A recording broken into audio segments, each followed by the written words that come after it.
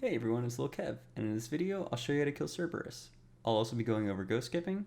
Everything will be timestamped in the description. Cerberus is a Slayer boss located in Taverley Dungeon, requiring 91 Slayer to kill.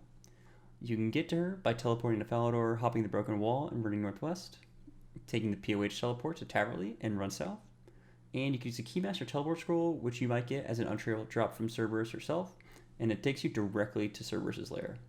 This is obviously the best option if you have it.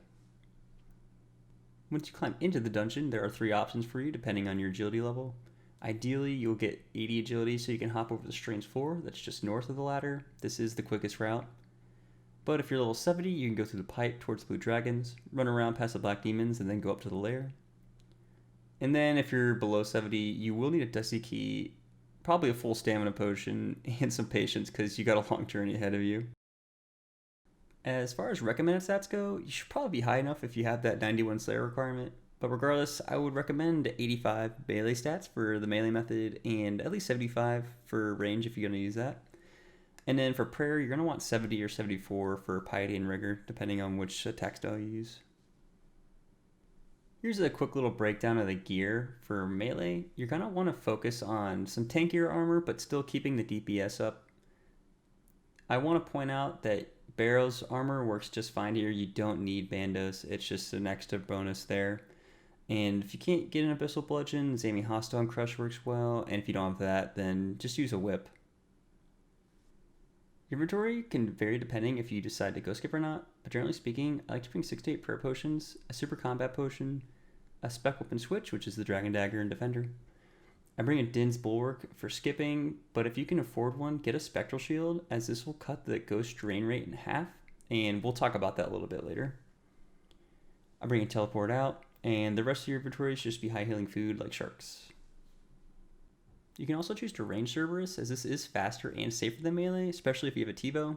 It just costs more because you're burning through arrows or darts. And here's the example range setup. If you do have a Spectral Shield and plan on using it, then I would bring Dragon or Rune Knives on top of it so you can continue DPSing Cerberus while the ghosts are attacking you. The ranged inventory is actually very similar to the melee. You're really just replacing the Super Combat Potion with a Bastion Potion, and you're not bringing like the Dragon Dagger as your spec weapon anymore. Otherwise, it's the same thing. For the fight mechanics, Cerberus uses all 3 attack styles, but it's best to use Prey Mage and tank the other attacks. However, when you're ranging outside of melee distance, Cerb can only hit you with its special attacks and normal range and mage attacks. For the 3 specials that Cerb has, the first is the combo attack, in which Cerb uses a magic range and melee attack in quick succession of each other. These can still all be prayed against by properly timing your prayer switches.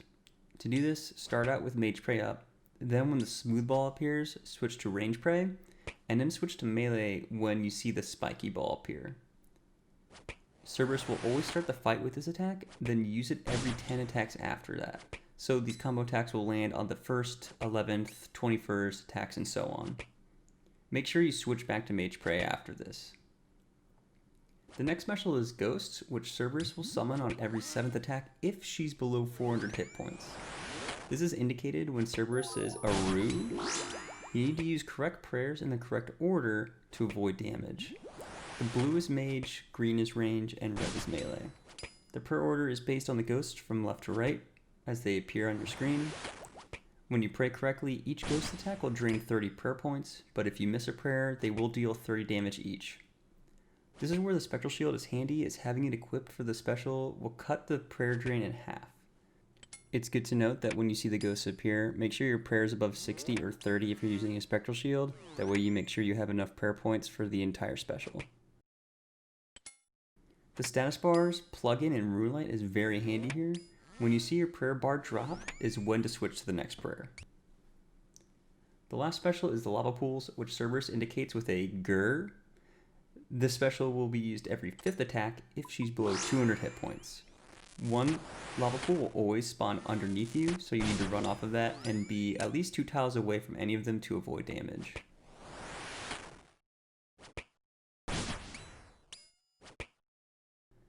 And lastly, I'd like to talk about ghost skipping. This method is really good to save on prayer potions, so Ironmen find it very useful, and it's just great for people that want to save on money. And the general concept of ghost skipping involves getting Cerberus as close to 400 hit points as possible without going under.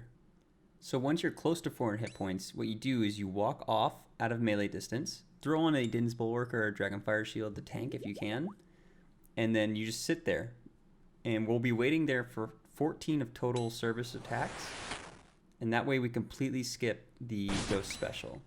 That's because we aren't below 400 hit points on every one of those 7th attacks that it normally would attack on. So in order to make sure you properly skip the ghosts, your first option would be just to count each of the attacks, but you might lose track while you're initially damaging Cerberus. The easier option is to use a timer or a stopwatch. You can just find something online or use your phone and set it to 56 seconds and start that at the beginning of the fight. That's counting for the game ticks and the speed interval that Cerberus attacks at. And at that point, you're going to skip those first 2 ghost specials with that timer. And so once you have skipped the ghost attacks, you can just continue DPSing Cerberus down. You may run into one lava pool attack towards the end if you aren't hitting high, but that's it. You shouldn't have to deal with another ghost attack.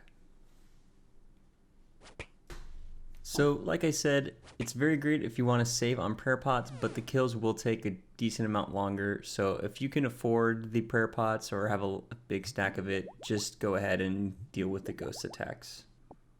And now let's do an example melee kill. I'm already mid-trip here, so I'm only going to have 1 spec, but ideally you'll do 2 DDS specs to start, and then I'll switch to the Bludgeon.